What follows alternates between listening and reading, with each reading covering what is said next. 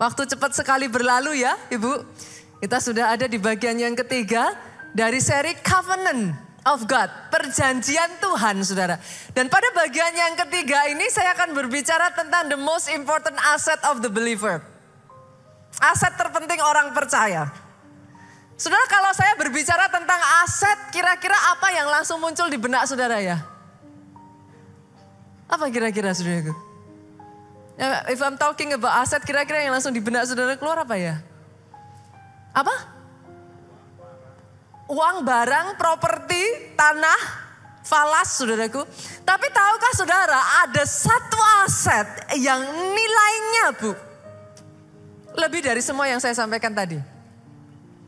Namanya adalah iman Pak. Tunggu ya saudara, kenapa saya mengatakan aset yang satu ini nilainya jauh lebih dari apa yang saya sampaikan tadi. Saya ajak saudara buka terlebih dulu, kita lihat di dalam Ibrani pasalnya yang ke-11. Ibrani pasalnya yang ke-11 ayatnya yang ke-6 saudaraku. Boleh sama-sama baca saudara?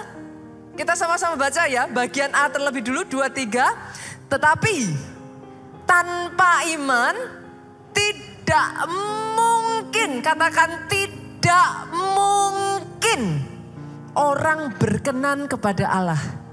Ayat ini ngeri loh saudara. Tanpa iman tidak mungkin orang berkenan kepada Allah. Saya ulang lagi ya saudara. Tanpa iman tidak mungkin orang berkenan kepada Allah. Saudara kalau tidak berkenan, kira-kira Pak, ada orang datang ke rumah Bapak, Bapak nggak berkenan, bisa ketemu nggak? Nggak bisa. Kalau saudara ketemu aja nggak bisa, bagaimana saudara bisa masuk dalam perjanjian dengan Allah? Make sense ya saudaraku? Boleh nggak kalau saya katakan seperti ini? Tanpa iman semua akses masuk ke perjanjian close. Boleh nggak saya ngomong seperti ini saudaraku? Iman itu akses masuk ke perjanjian dengan Allah. Kadang kalau saya ngomong gini kayak terkesannya saya jahat ya saudaraku. Tapi sorry ya saudara. Iman itu yang menggerakkan Tuhan. Bukan air mata saudara. Maafkan saya ya, saya ngomong kayak gini terkesannya jahat saudara. Pastor, apakah berarti Tuhan tidak memperhatikan saat saya berseru dan menangis? Salah saudara. Firman Tuhan ngomong, Dia menampung air mata kita ini dalam kirbatnya. Tapi jangan salah loh saudara. Air mata kita tidak pernah menggerakkan Dia. It is faith yang menggerakkan Tuhan. Kenapa saudaraku? Alkitab berkata seperti ini. Kita lanjutkan pembacaan Ibrani ayat pasal 11 ayat yang ke-6 tadi. Sebab barang siapa berpaling kepada Allah. Artinya saudaraku, saudara yang ada di tempat ini ketika saudara mengambil keputusan menerima Yesus sebagai Tuhan dan Juru Selamat. Barang siapa berpaling kepada Allah. The moment saudara memutuskan untuk menjadi orang Kristen. Dia harus percaya bahwa Allah ada. Jadi syaratnya yang pertama saudaraku, saudara harus percaya dulu kalau Tuhan itu ada. Kalau enggak, how can you make a covenant with Him?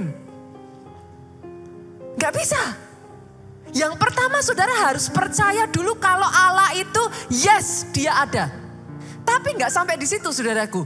Yang kedua bahwa percaya bahwa Allah memberi upah kepada orang yang sungguh-sungguh mencari Dia.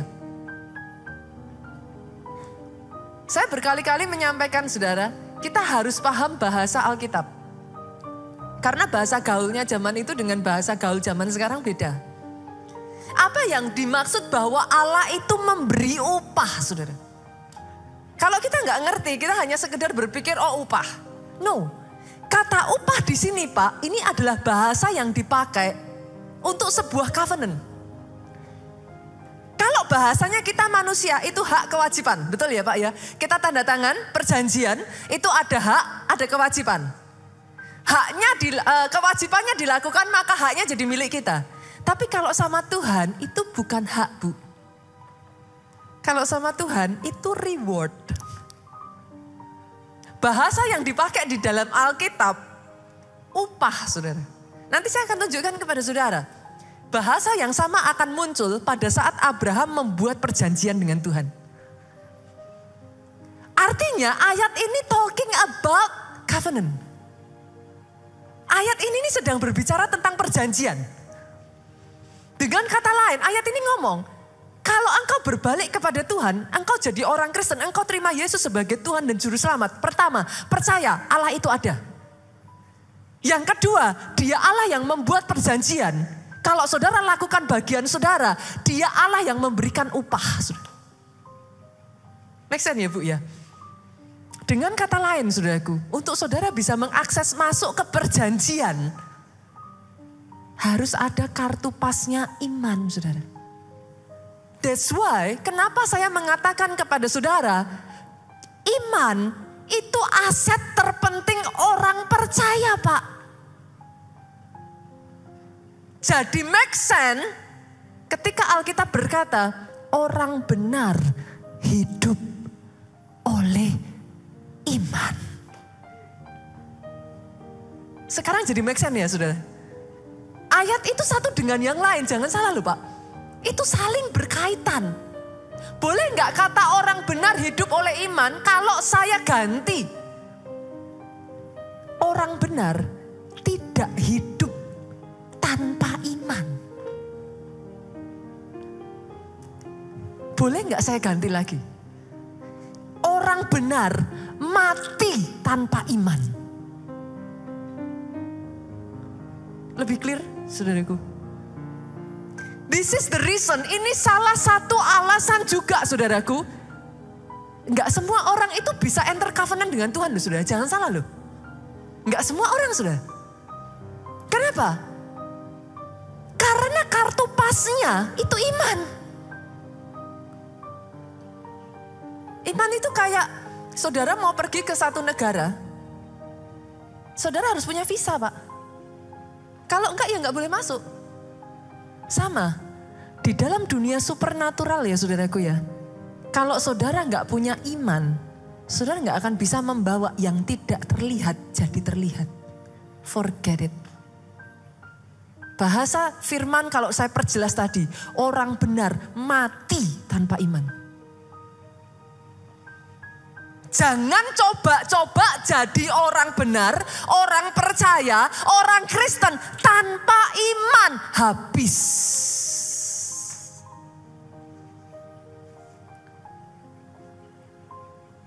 Inilah yang membawa Abraham itu bisa mengikat perjanjian dengan Tuhan, Bu. Saya ajak ya, saudara melihat ya. Permulaan ketika Abraham, masih namanya belum Abraham. Bahkan namanya pun masih Abram, saudaraku. Seperti apa kok sampai dia itu bisa mengalami, dia berhasil saudaraku, mengikat perjanjian dengan Tuhan. Kita lihat ya, kita buka dari Kejadian pasalnya yang ke-15. Ayatnya yang pertama sampai ayatnya yang ke-6. Kejadian pasalnya yang ke-15, ayatnya yang pertama sampai ayatnya yang ke-6. Boleh enggak sih saudara tetap dibuka ayatnya sekalipun sudah ada di depan? Boleh ya? Boleh ya, sama-sama dibaca ya. Kita lihat ayatnya yang pertama terlebih dulu. Kemudian datanglah firman Tuhan kepada Abram dalam suatu penglihatan. Pertanyaan saya, datanglah firman Tuhan kepada Abram. Inisiatifnya dari siapa berarti? Dari Tuhan. Ini uniknya tentang perjanjian, saudara. Kemarin ada satu orang yang bertanya kepada saya belum sempat jawab hal ini, saudaraku. Tapi dari apa yang saya sampaikan ini, hopefully bisa menjawab, saudara. Perjanjian itu inisiatifnya dari Tuhan, saudara. Ada dua macam perjanjian ya, saudaraku. Perjanjian yang sudah tertulis di dalam Alkitab. Itu saudara kalau mau masuk, lakukan bagian saudara, itu akan menjadi porsi saudara. Tapi ada perjanjian yang person to person, saudaraku. itu berbeda dengan nasar ya Bapak Ibu. Perjanjian itu selalu dimulainya dari inisiatifnya Tuhan. Once in a while dalam kehidupan seseorang, kenapa perjanjian itu jadi powerful saudaraku? Karena di dalam kehidupan seseorang, once in a while Tuhan itu melihat kehidupan seseorang ya saudaraku. And then dia offer covenant saudara. Itu yang terjadi di dalam kehidupan Abraham. Pastor, kalau saya yang mau minta mengajukan covenant dengan Tuhan bisa enggak? Itu namanya saudara bernasar. Beda ya saudara, bedakan ya. Kalau saudara bernasar bisa diterima bisa enggak? Make sense ya saudaraku? Kenapa? Kenapa covenant itu menjadi sangat spesial saudaraku? Itu termnya Tuhan gitu saudara. Banyak kali di dalam covenant orang itu ditantang melampaui apa yang dia pikir mungkin gitu. Tuhan yang punya rencana, Tuhan mau pakai seseorang, ditawarkanlah sebuah covenant. Tetapi untuk enter into the covenant, you need faith. Kenapa saudara butuh faith? Saya tunjukkan saudara. Dari ayat ini saudara nanti ngerti. Kemudian datanglah Tuhan kepada Abraham dalam suatu penglihatan, jangan takut. Abraham, akulah perisaimu, kata Tuhan. Upahmu akan sangat besar. Bahasa yang sama muncul lagi ya saudara. Upahmu akan sangat besar. Artinya apa? Sekarang saudara kalau muncul bahasa itu saudara sudah ngerti ya. Itu slangnya zaman dulu untuk Tuhan tuh nawarin perjanjian. Rewardmu akan besar. Saudara pikir kalau Tuhan ngomong jangan takut. Ada sebabnya enggak saudara? Ada sebabnya. Tuhan itu tahu saudara. Abraham itu ada di titik terendahnya. Pada saat Tuhan ngomong sama Abraham. Abraham, jangan takut, aku perisaimu, upahmu besar. Langsung kok dijawab sama Abraham. Ayat 2 saudaraku lihat. Abraham menjawab, ya Tuhan Allah, apa yang engkau berikan kepadaku? Abraham tuh ngomong, Tuhan tuh mau nawarin apa sama aku? Buat Abraham saudara, aku akan meninggal dengan tidak punya anak yang akan mewarisi rumahku. Ialah Eliezer orang Damsik itu. Abraham tuh langsung to the point. Lagi kata Abraham, engkau tidak memberikan kepadaku keturunan sehingga seorang hambaku nanti menjadi ahli warisku. Abraham tuh ada di titik terendah dalam hidupnya. Dia sedang galau saudaraku. Dia sedang ketakutan. Kenapa? Dia sedang menghitung waktu. Dia tahu dia sudah tua saudara. Dia tahu dia gak akan mungkin punya anak lagi dengan keadaan istrinya Sarah yang sudah mati haid. Lalu Tuhan datang di tengah-tengah kondisi seperti itu. Tuhan bilang, upahmu akan sangat besar. Tuhan ngomong, Tuhan tuh mau kasih aku apa? Percuma. Aku gak akan punya anak kok. Tuhan tawarin aku apa? Toh nanti kalau aku meninggal, yang mewarisi hambaku. Tuhan tahu itu saudaraku. Itu sebabnya, He comes with a covenant. Dia tawarkan perjanjian itu dengan Abraham. Ayat berikutnya ngomong seperti ini, tetapi datanglah firman Tuhan kepadanya. Ini artinya Tuhan tuh ngasih penawaran. Datanglah firman Tuhan itu kepadanya, demikian. Orang ini, Eliezer, tidak akan menjadi ahli warismu, melainkan anak kandungmu dialah yang akan menjadi ahli warismu.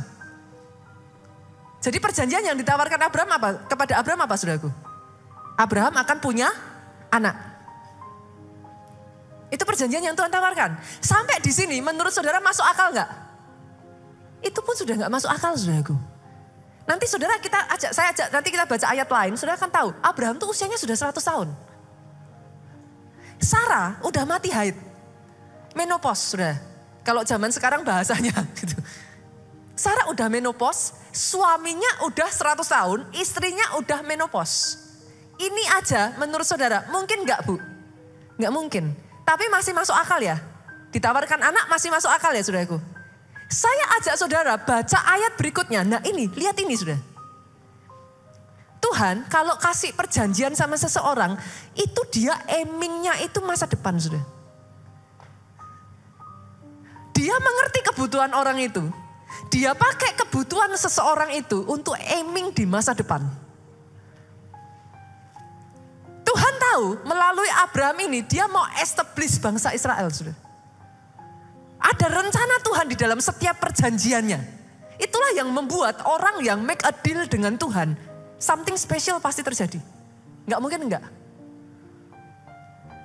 Karena memang ada rencana Tuhan, tapi tinggal orangnya ini mau nggak dipakai. Perkara yang tadi aja, itu sudah buat saya ya saudaraku. Abraham 100 tahun, istrinya udah mati haid, udah nggak mungkin lah punya anak. Di kondisi seperti itu, menurut saudara, punya anak satu aja udah bagus belum? Udah bagus nggak saudara? Punya satu aja udah puji Tuhan ya, kondisinya begitu loh. Tapi saudara tahu yang ditawarkan Tuhan sama Abraham? Kita lihat ayat kelima. Tuhan ngomong apa? Lalu Tuhan membawa Abraham keluar serta berfirman. Abraham ditarik keluar dari tendanya. Dia ngomong sama Abraham, coba lihat ke langit. Hitunglah bintang-bintang jika engkau dapat menghitungnya. Tuhan tuh tahu loh saudara. Ayat ini sendiri ngomong, Tuhan tuh sukanya gitu. Alkitab tuh sukanya gitu. Disuruh ngelakuin sesuatu yang Tuhan itu tahu. Hitunglah bintang-bintang jika engkau dapat menghitungnya. Artinya Tuhan ngerti gak mungkin bisa dihitung. Abraham disuruh ngitung. 1, 2, 3. Pernah ada di sini yang pernah ngitung bintang sudah? Saya pernah sudah. Pernah gak sampai di titik tertentu, kita tuh kalau ngitung saudara, itu kayak butuh border gitu loh saudara, butuh batasan ya. Supaya kita ngerti ini 1, 2, 3, 4, 5, mana yang sudah dihitung, mana belum gitu saudaraku. Saya pernah menghitung bintang saudara, sampai di titik tertentu, you lost count gitu.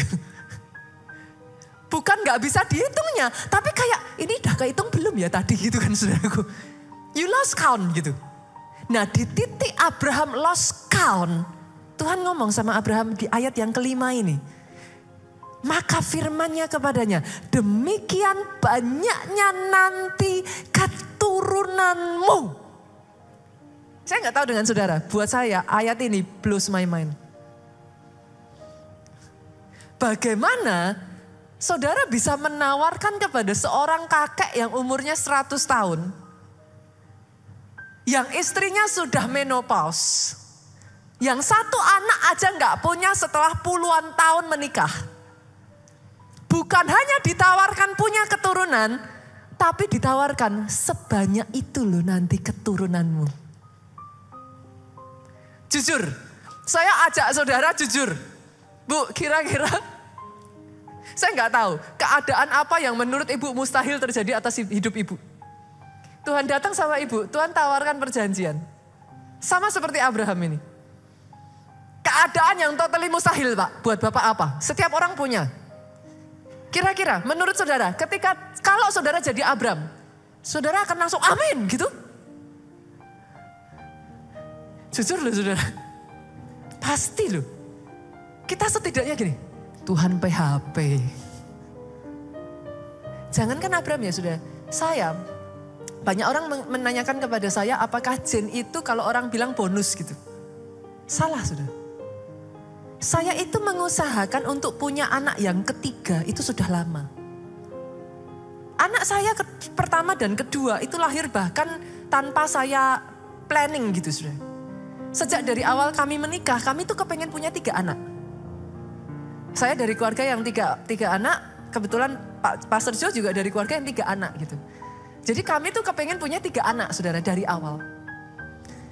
Tapi saudara, waktu Jen itu saya ngusahain sampai inseminasi saudaraku. Saya tuh sampai 2 kali inseminasi. Kami dari saya suami istri itu benar-benar subur saudaraku. Dokter tuh sampai waktu kami datang ya dokter tuh geleng-geleng, kamu ngapain? Kamu tuh subur. Gak usah di program-program, nanti kan punya anak. Tapi kenyataannya dari anak saya yang kedua sampai anak saya yang ketiga itu 7 tahun selisihnya saudara. Saya mengusahakan. Jadi gen itu bukan bonus. Saya tuh mengusahakan. Sampai di satu titik tertentu, saya kayak ngomong sama diri saya sendiri, saudara. Manusia suka gitu ya. Udahlah, punya 2 juga udah anugerah. Ngayem-ngayem, saudaraku. Udahlah, karena setelah sekian tahun kami berusaha gak ada hasil. Udah program, udah apa. Saya tidak sampai go to bayi tabung ya saudaraku. Karena saya udah punya anak pertama dan kedua gitu. Jadi saya berpikir I don't need gitu. Saya gak butuh sampai ke bayi tabung gitu. Tapi saya berusaha sebisa mungkin saudara. Sampai di satu titik. Saya ingat sekali itu bulan Desember. Tuhan tuh ngomong. Kamu saya kasih anak 1 lagi. Begitu saya dengar Tuhan ngomong gitu, saya dengan cepat langsung kok saudara. PHP Tuhan gitu. Saudara mengerti yang saya maksudkan? Itu aja saya baru posisi sekitar 5 tahun lebih. Mengusahakan untuk punya anak dan gak bisa punya anak. Saudara kebayang dong posisinya Abraham. Puluhan tahun loh. Pada saat Tuhan ngomong seperti itu, saudara pikir Abraham langsung yes, amin. Gitu saudara. Alkitab mencatat Sarah tertawa. Karena memang secara manusia gak mungkin. Tapi coba lihat saudara. Apa respon Abraham? Ayat 5 itu blow my mind. Ayat 6 lebih blow my mind. Ayat 6 ngomong seperti ini. Sama-sama yuk kita buka. Jadi saudara bisa langsung baca. 2, 3. Lalu Abraham bilang kepada Tuhan. Tuhan PHP.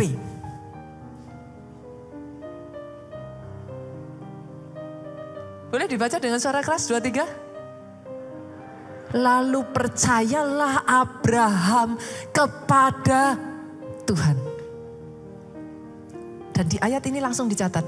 Maka Tuhan memperhitungkan hal itu kepadanya sebagai kebenaran. Saudara tahu ini sekali lagi saudara, bahasanya ini loh. Artinya apa saudara? Hari itu God make a deal with Abraham. Hari itu Abraham masuk dalam perjanjian dengan Tuhan.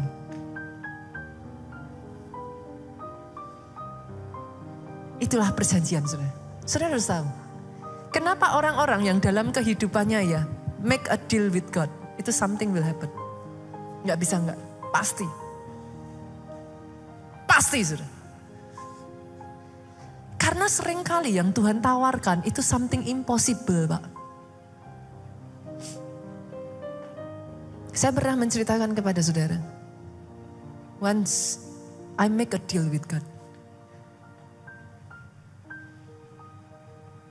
Saya pernah cerita kepada saudara, saya pernah ada di kondisi hampir kecelakaan pesawat ya saudara. Pesawat itu sudah miring saudara, sudah seperti kayak, setidaknya itu yang saya tahu saat itu saudara. Sudah seperti kayak terbawa angin begitu saudaraku. Itu sudah kayak terjun bebas saudara. Dan orang-orang di dalam pesawat itu udah kayak yang teriak-teriak itu loh Pak. Kayak yang wah masing-masing dengan bahasanya, saya bahasa roh saudaraku yang lain dengan bahasanya masing-masing, ada yang nangis, ada yang dalam keadaan pesawat itu udah parah saudara. Di titik itulah saudaraku, Tuhan itu seperti kayak nawarin saya. Kamu mau selamat? Itu tuh nyebelin banget saudaraku. Siapa yang enggak gitu saudara. Saya tuh waktu itu ngomong sama Tuhan, Tuhan bawa aku pesawat ini mendarat dengan selamat. Oke. Saya tuh bisa ngelihat saudaraku. Kejadian itu tuh benar-benar kayak dipakai Tuhan begitu rupa. Tuhan tuh kayak semudah itu, oke. Tapi saya tahu saudara, saya nggak tahu gimana cara ngomongnya sama saudara. Saya tuh bisa lihat sudut matanya Tuhan itu loh saudara. Apa bahasa saya ya? Saya tuh ngerti. Kayaknya bukan cuma oke titik deh ini. Saya tahu oke-nya tuh koma gitu saudaraku. Oke apa Tuhan? Tidak semudah itu pada saat di atas ya saudara. Kalau diceritakan di sini udah lucu gitu saudaraku. Tapi di atas itu udah segala macam perasaan jadi satu saudaraku. Sesederhana Tuhan mintanya satu loh saudara. Tuhan gak minta yang lain-lain. Tuhan itu paling tahu. Kamu harus tetap khotbah. Itu saya langsung lemes. Udah lemesnya double saudaraku. Itu antara milih buah si malakama saudara. Buat saya. That time I make a deal with my God.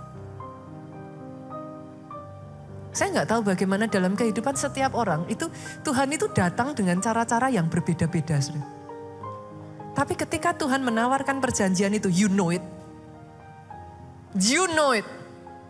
Saudara tahu itu. Dan izinkan saya mengatakan ini saudaraku. Jenis iman yang dibutuhkan untuk saudara close the deal with God. Itu bukan hanya sembarangan iman saudaraku. Kita lihat dalam kehidupan Abraham ya, kita buka yuk Roma saudara. Satu ayat dengan ayat yang lain itu saling berhubungan saudaraku. Itu sebabnya ketika saudara membaca di dalam Alkitab, saya mengatakan kepada saudara, buat saudara yang serius, beli konkordan. Gak bisa enggak.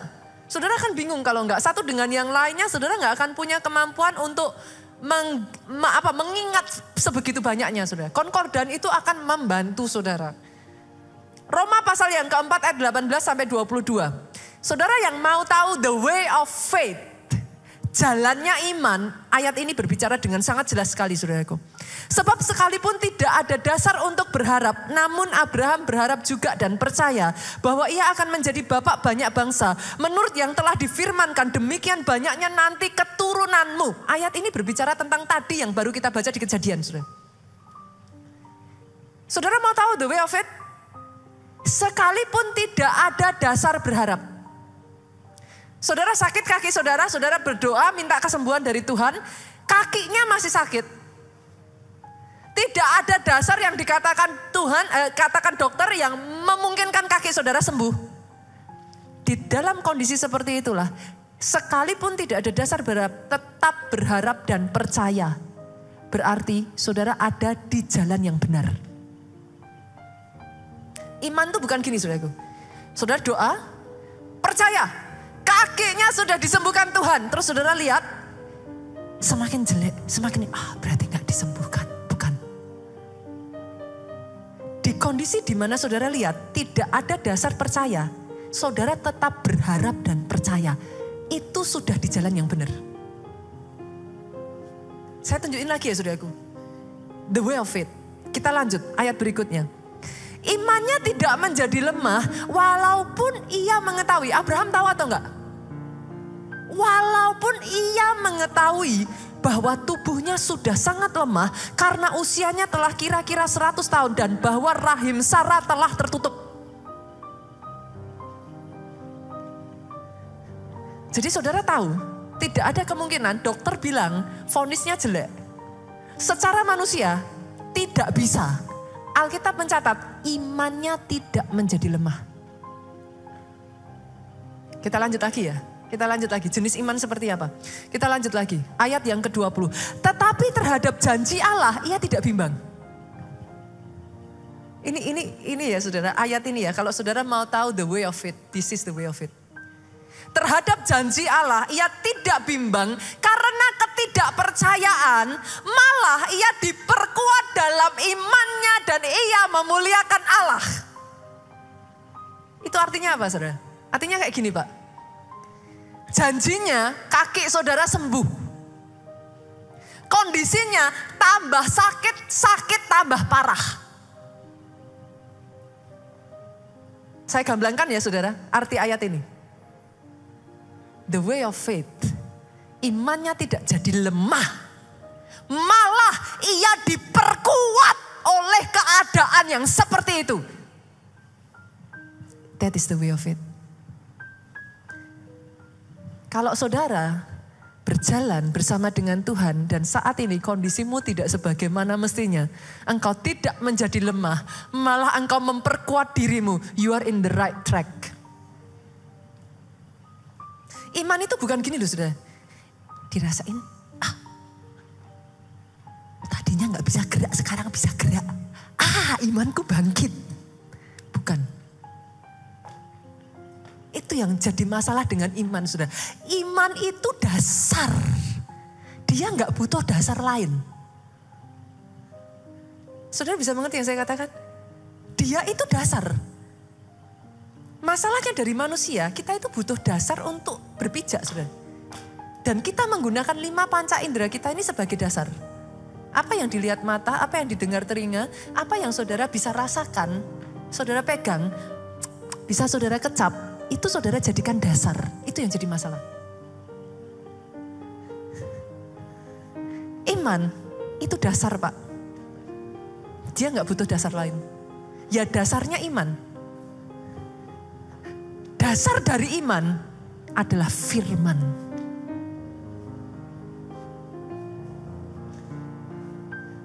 Iman atas dasar firman. Jadi Jadi kalau pastor, pernah nggak pastor ngadapi kayak gitu, pastor goyang? Pernah. Loh, masih manusia saudara. Lah pas saudara pikir di depan mata semuanya penanda-penandanya negatif semua terus saudara, kayak gitu. Gila apa saudaraku? Goyang. Tapi ada satu hamba Tuhan namanya Benson Idahosa saudaraku. Dia mengajarkan dan saya sangat belajar banyak dari orang ini. Dia salah satu rasul Afrika saudara. Ini orang gila saudaraku. Saya belajar dari orang ini arti iman. Dia katakan saudara, pada saat imanmu goyang, engkau melihat yang di depan matamu berbeda dengan apa yang dijanjikan Tuhan. Tutup mulut katanya. Enggak usah disampaikan apa-apa. Tahu enggak pastor? Tahu. Situasinya jelek tahu enggak? Tahu. Tutup mulut. Ayat ini mengajarkan yang berikutnya saudaraku.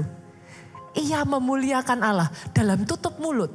Saudara berkata, Tuhanku selalu baik. Tuhanku ajaib. Tuhanku luar biasa. Beda antara tutup mulut dengan saudara nggak ngomong loh ya saudaraku. Oh saudara mungkin didiagnosa sakit tertentu lalu kemudian terus kata pastor disuruh tutup mulut gitu. Artinya saudara nggak periksa, nggak boleh ngomong sama sekali, enggak loh. Saya nggak mengajarkan begitu loh saudara. Apa penyakit saudara? Cari tahu, hadapi saudara. Nah kalau saudara nggak tahu gimana saudara ngadepin? Itu namanya bukan beriman, itu lari. Yang mengerti katakan amin. Bukan begitu saudaraku. Tapi ketika saudara mengerti yang di depan saudara, saudara tidak berkata gini, wah habis aku. Tidak ada jalan. Aku udah tidak punya pengharapan. Jangan sampai mulut ngomong itu. Make sense ya saudaraku ya. Up to the point sampai di titik seperti apa pastor? Lihat ini. Lihat ini saudara. Dengan penuh keyakinan. Nah ini up to the point. Dengan penuh keyakinan bahwa Allah berkuasa melaksanakan apa yang telah ia janjikan. Saya itu diajarkan hal ini dari anak saya saudara.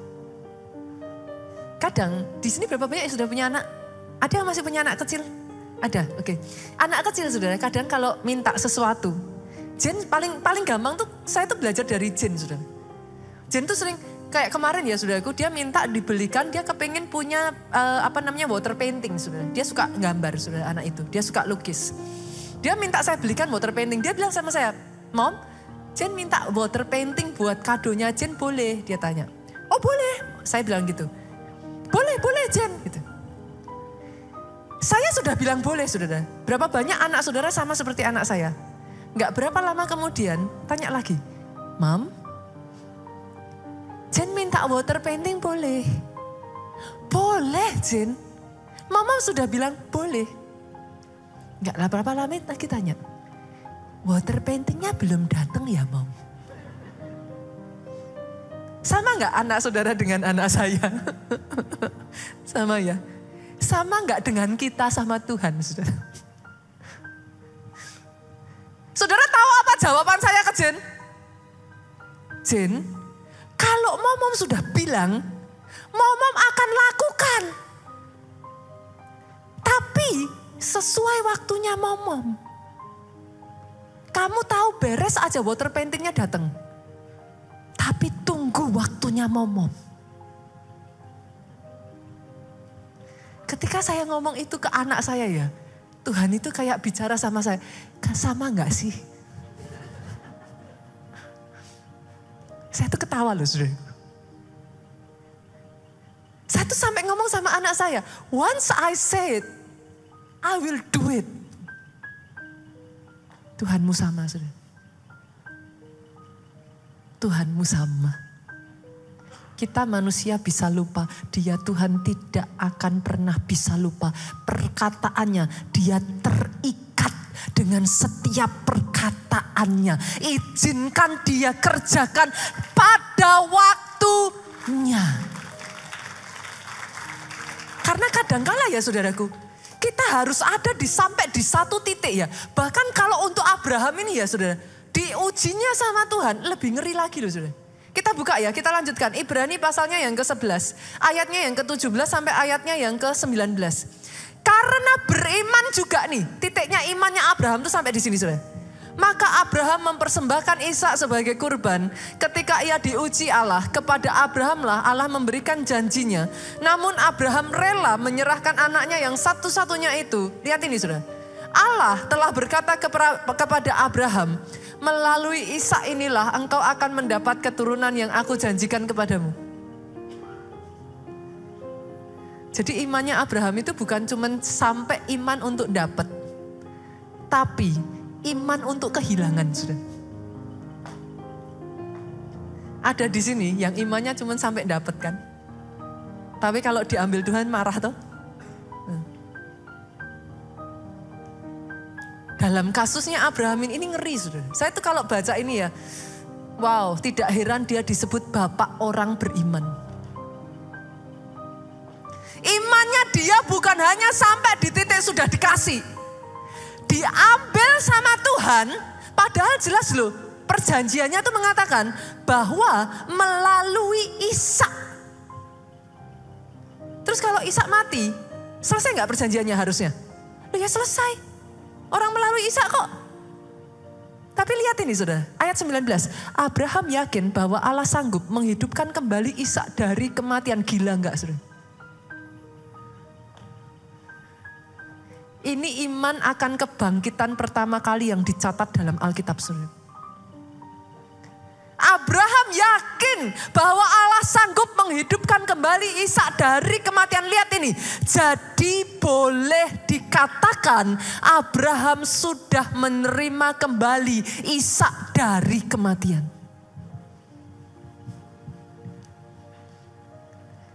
That is what faith can do. Ngeri ya saudara. Saya tuh kalau bicara ini ya saudara, saya merinding saudara. Can you imagine orang Kristen tanpa iman saudara? Habis. Orang Kristen tidak bisa hidup tanpa iman. Gak bisa Pak. Gak bisa. Once saudara sudah ngambil keputusan berbalik kepada Allah, engkau harus percaya Allah itu ada. Bahwa Allah memberi upah kepada orang yang sungguh-sungguh mencari Dia. Sepowerful itu apa yang bisa dikerjakan iman. Bahkan kalau kau kehilangan pun. Kalau imanmu nyampe ya Pak. Alkitab mencatat. Seperti engkau sudah menerimanya dari kematian.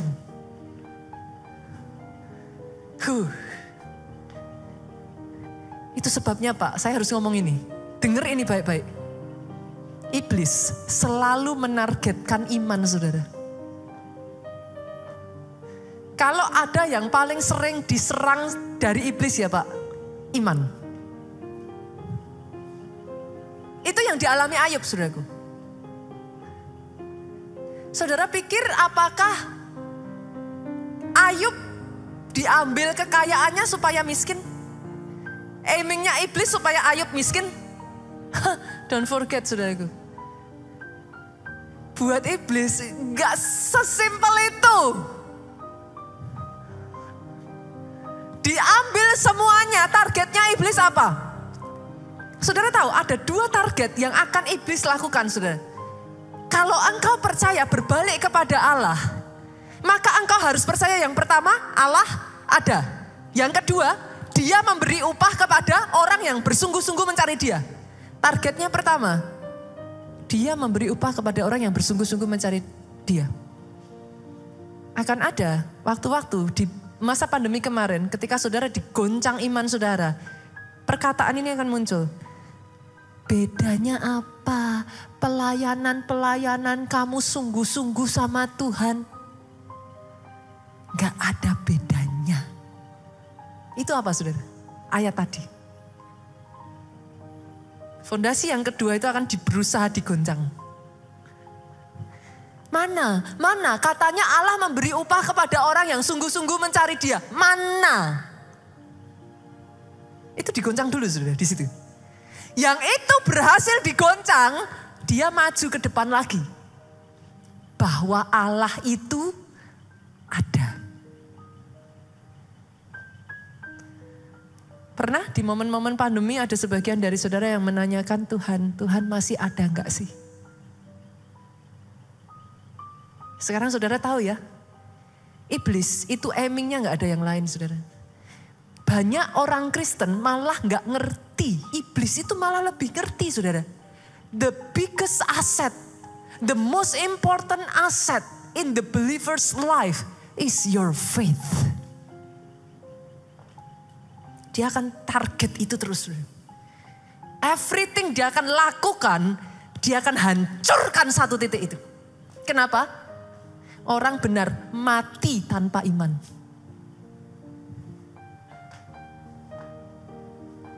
Make sense, saudara sekarang? Sekarang semuanya jadi terbuka ya. Saudara bisa melihat ya. Saya berdoa setelah saudara bisa melihat ini. Hari ini saya berdoa ya saudaraku, kuatkan imanmu. Kuatkan imanmu. Saya ulang lagi, kuatkan imanmu. Loh, iman harus kuat.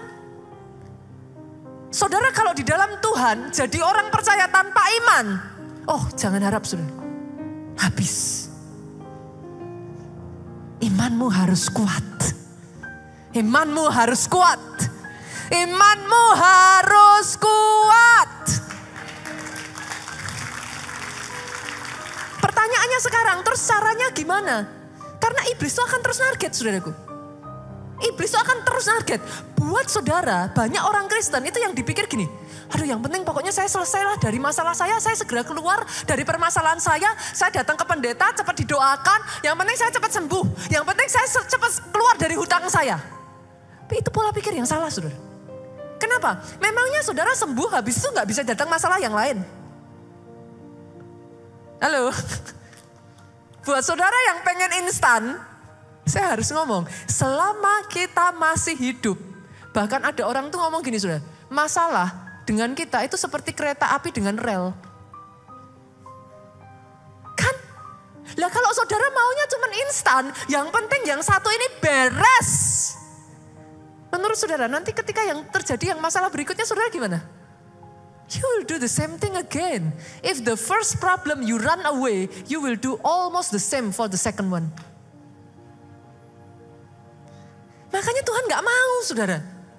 Tuhan itu mau membangun otot-otot imanmu. Dikasih yang kecil dulu. Kecil udah bisa, tambah besar. Tambah besar udah bisa, tambah besar lagi. Sampai di titik tertentu Pak, 1 kilo tadinya berat. 2 kilo saudara angkat.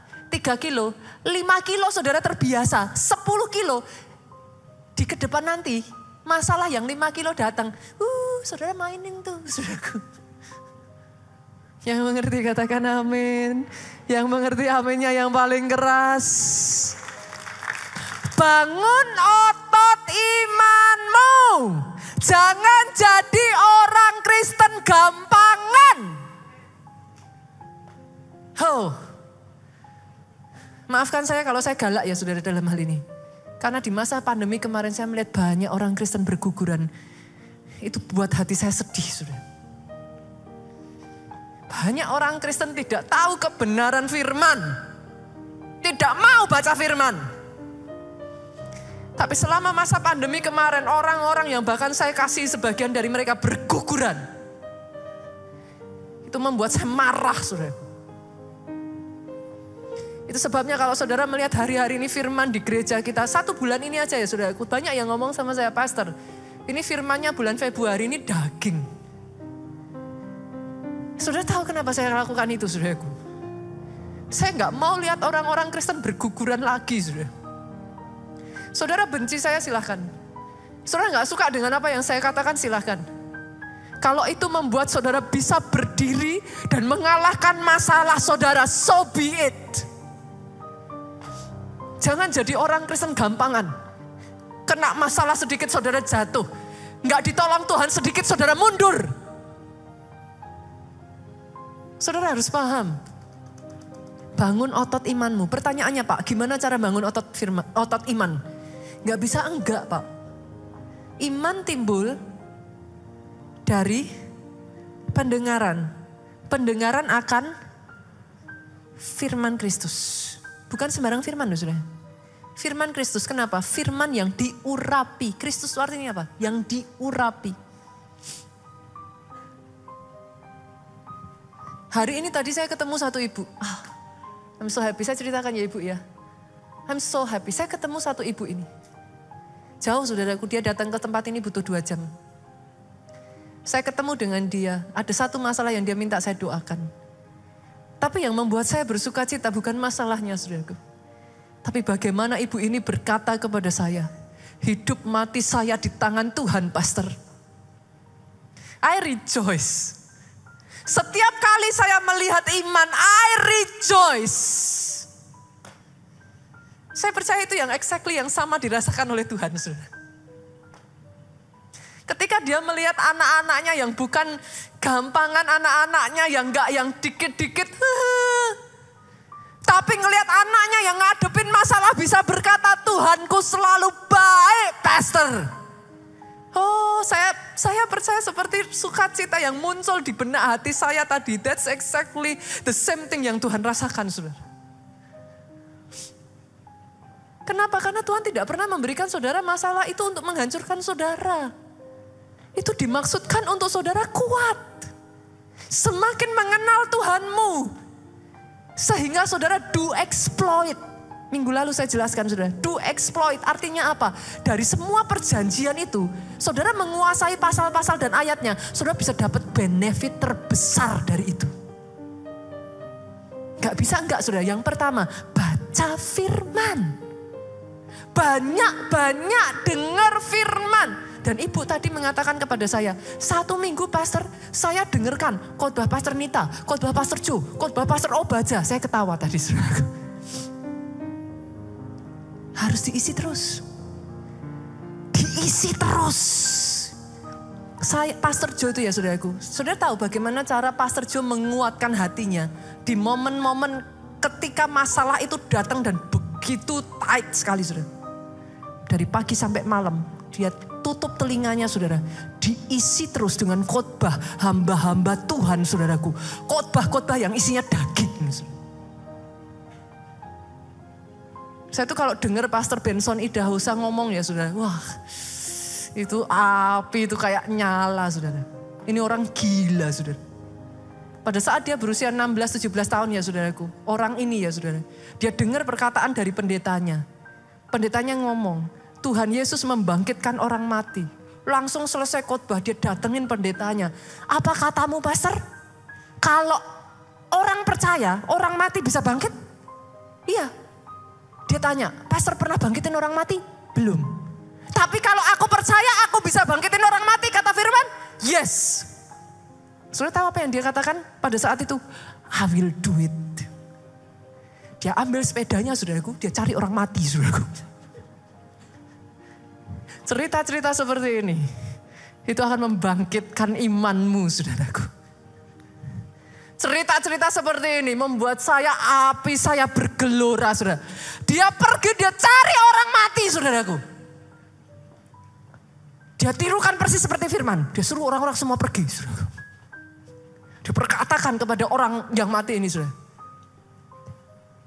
Di usianya yang ke-17 tahun, dia membangkitkan 7 orang mati saudara. Tapi menurut saudara, 7 hidup tadi itu berapa puluh yang dia coba gak hidup saudara? Faith. Saya berharap saudara bisa melihat ya, kekristenan is all about faith. Bangun imanmu. Yang kedua saudara, bagaimana cara saudara membangkitkan iman? Iman ada kaitan besar dengan doa. Itu nggak bisa saudara pisahkan. Lihat cara Yesus membangkitkan iman.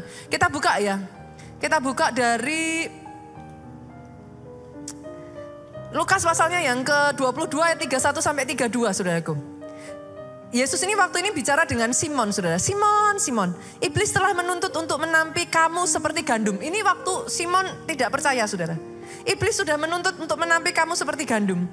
Apa yang Yesus lakukan ketika Yesus tahu itu terjadi saudaraku? Tetapi aku telah berdoa untuk engkau supaya imanmu jangan gugur. Beda kan ya saudara antara orang Kristen ngomong oke, nanti saya doakan tapi gak didoakan. Makanya saya paling gak mau hanya sekedar ngomong nanti saya doakan. Hati-hati loh saudara. Doa orang benar jika didoakan dengan yakin besar kuasanya. Waktu saudara bilang sama seseorang saya doakan, you better pray tahu cara hamba-hamba Tuhan di Nigeria menjadikan apa yang mereka doakan, saudara. Ketika mereka doain orang pada saat ibadah, mereka tidak selesai di situ saja, saudara. Di saat ibadah dia doakan, di rumah every single day dijadikan, saudara. Dijadikan. Terus, besok dia doakan lagi. Dia doakan lagi. Dia doakan lagi. Sampai apa yang dia doakan atas orang itu di gereja terjadi di rumahnya. Saudara jangan main-main dengan doa. Doa jika dengan yakin didoakan, besar kuasanya. Saya berdoa ya firman seperti ini ya saudara. Membangkitkan api roh saudara. Saudara tidak jadi orang Kristen yang gampang menyerah lagi dengan masalah. Setidaknya ya saudara, iblis mau cari gara-gara dengan saudara. Biar dia merasakan akibatnya saudara. Orang yang paling enak dibully adalah orang yang dibully dan tidak melakukan apa-apa. Saudara mengerti yang saya maksudkan? Ketika kau dibully, kau lawan semaksimalmu, buat lawanmu terluka. Besok dia mau bully engkau, mikir 2 kali lipat. Cari aja lawan yang lebih mudah, saudara. Doa saya itu yang terjadi atas hidup saudara. Kenapa? Karena iblis itu nyatet tuh saudara. Loh, jangan salah. Iblis tidak maha tahu. Saya katakan ini ya, saudara harus tahu ini. Yang maha tahu itu hanya Tuhan. Iblis tidak maha tahu. Saudara harus paham ini dulu. Iblis tidak maha tahu. Lah kok caranya iblis tahu gimana? Iblis itu membaca human behavior. Saudara dikasih penyakit, nih dicoba nih ya. Semakin dekat sama Tuhan. Dicoret, besok lagi ini enggak bisa. Lagi dia coba, kasih masalah nih. Gimana responnya? Semakin ikut pondok Daud. Semakin puasa. Enggak bisa lagi saudaraku. Dia catat satu-satu. Ini apa ya nih, jatuhnya di mana ya? Alkitab mencatat, lawanmu si iblis berkeliling. Cari waktu lemahmu. Dia keliling terus. Dia cari, dia amati terus human behavior saudara. Coba kasih berkat. Sekarang gak pelayanan. Dan gak ada waktu ke gereja. Catat saudaraku. Tepat pada waktu saudara lemah dia strike. Yang mengerti katakan amin. Perkuat doamu saudaraku. Berjaga-jaga di menara penjagaanmu. Jangan izinkan itu kendor saudara. Dan yang ketiga saudara, pastikan saudara engkau punya keluarga rohani yang kuat dalam iman. Ini survei ya saudara, survei yang saya lakukan di gereja kita. Hampir bisa saya katakan 80-90% orang yang bertahan di masa pandemi kemarin dan tetap solid adalah orang yang ikut komsel. Itu based on data. Saya pegang datanya di gereja ini. Saya takjub bahkan. Orang-orang yang bertahan dan imannya solid ikut komsel. Keluarga rohani itu penting. Ayat tadi berlanjut seperti ini saudara. Dan engkau Simon, jika engkau sudah insaf, maksudnya gimana? Jika engkau sudah insaf, jika imanmu sudah bangkit, kuatkan saudara-saudaramu. Artinya kita butuh persekutuan saudaraku, kita butuh yang namanya komunitas rohani. Gak bisa sendirian. Yang terakhir saudara, yang keempat, nah ini. Ayat yang sangat terkenal, Amsal 4 ayat 23, jagalah hatimu dengan segala kewaspadaan, karena dari situlah terpancar kehidupan. Kita tutup dengan satu ayat ini saudaraku, Yudas pasalnya yang pertama, ayatnya yang ketiga. Saudara-saudaraku yang kekasih, sementara aku bersungguh-sungguh berusaha menulis kepada kamu tentang keselamatan kita bersama, aku merasa terdorong untuk menulis ini kepada kamu dan menasehati kamu. Dengar ini saudaraku, dengar ini saudara. Supaya kamu tetap berjuang untuk mempertahankan iman yang telah disampaikan kepada orang-orang kudus. Jadi artinya saudaraku, salah nggak kalau saya mengatakan iman? Iman bisa gugur saudara. Nggak salah ya? Oke. Bagian saudara harus berjuang. Sekali iman saudara gugur, that's it. You will live your God. Fokusnya tadi itu, yang pertama, bahwa Tuhan memberi upah. Kalau itu dia berhasil goyang, dia akan maju ke depan. Bahwa Tuhan itu ada. Setidaknya dengan saya memberitakan firman ini ya saudaraku, saya berdoa. Saudara sekarang memahami jalan iman. Saudara memahami seperti apa sih yang terjadi ketika saudara ngadepin masalah. Apa sih sebenarnya? Iblis itu bukan aiming yang lain-lain. Iblis aiming your faith. Dan doa saya ya saudaraku, selama bulan Februari ini ya, ini membawa saudara masuk dalam perjanjian dengan Tuhan. Saya nanti, saudara di luar nanti akan dibagikan kartu seperti ini saudaraku. You take it, you bring it home. Saya tidak akan minta laporan dari saudara akan hal ini. Tapi kartu ini basically adalah kartu perjanjian. Di sini ditulis kartu penuai saudaraku. Artinya apa saudara? Kalau saudara masih ingat ayat dari minggu lalu saudara. Minggu pertama dari firman ini. Saudara mau tahu the way of blessing? Dengarkan baik-baik. Masih ingat? Saya khotbah di sini kalau saya nggak salah minggu pertama. Dengarkan baik-baik. Lakukan dengan setia. Jangan seminggu, 2 minggu, 3 minggu berhenti lakukan. Lakukan dengan setia seluruh ketetapanku. Jangan dipilih-pilih. Salah satu dari ketetapan Tuhan, saudaraku, masuk di sini. Pergilah, jadikan semua bangsa muridku. Basically kartu ini, saudaraku, mengajak kepada saudara, ayo bangkit lagi. Ambil keputusan. Ketetapan di hadapan Tuhan. Diselamatkan untuk menyelamatkan. Diberkati untuk jadi berkat. Jangan jadi orang Kristen yang egois. Nanti saudara pulang, saudara bawa ini. Bawa dalam doa saudara. Jangan datang ke gereja sendiri. Ajak orang untuk juga mengalami terobosan dalam kehidupan mereka. Karena ketika mereka mengetahui kebenaran, the truth shall set you free. Kalau saudara nggak ngerti kebenarannya, saudara akan terus terkurung. Saudara berpikir, oh yang namanya mujizat itu untung-untungan aja Pak. Yang namanya mujizat itu, oh coba dilihat pendetanya sakti atau enggak. Salah saudara. Most of the case, Yesus berdoa, Yesus ngomong gini, terjadilah sesuai imanmu. Yesus tuh hanya menyatukan hati dengan iman dari orang itu. Boom, something happen. Hari ini yang belajar sesuatu boleh lambaikan tangan saudara. Boleh bangkit berdiri. Kita berikan tepuk tangan yang paling meriah buat Yesus Tuhan kita.